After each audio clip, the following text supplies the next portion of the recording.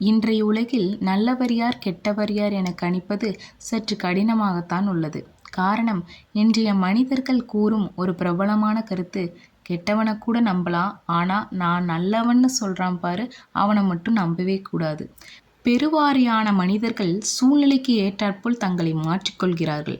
இது இயல்பான பண்பு என்றாலும் அந்த சமயத்தில் இதனால் பாதிக்கப்படும் நபர்களின் மனதில் தோன்றும் எண்ணமே இந்த பகுதியின் தலைப்பு. ஒரு நல்ல மனிதனிடம் காணும் பொதுவான பண்புகளை பற்றி நாம் இப்போது தெரிந்து கொள்ளலாம்.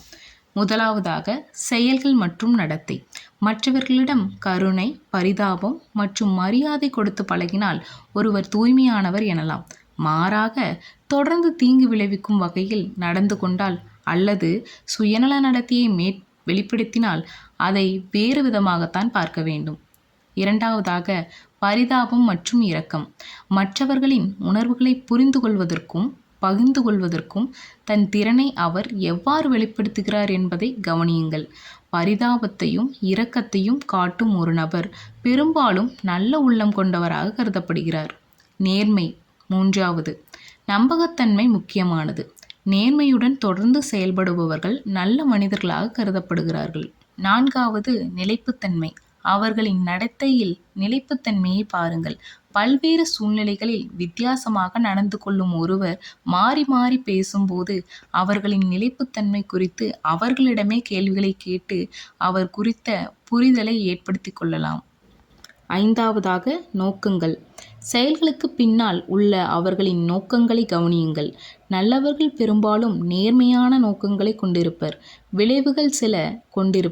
விளைவுகள் சில நேரங்களில் சரியானதாக இல்லாவிட்டாலும் அதை கடந்து போய்விடுவார்கள். ஆறாவதாக, மன்னிப்பு. தவறுகள் மற்றும் மோதல்களை அவர்கள் எவ்வாறு கையாளுகிறார்கள் என்பதை கவனியுங்கள். பிறர் செய்த தவறுகளை மன்னிக்கவும் தான் செய்யும் தவறுகளிலிருந்து கற்றுக்கொள்ளவும் விருப்பம் இருந்தால் அது நல்ல பழக்கத்திற்கு அறிகுறியாகும்.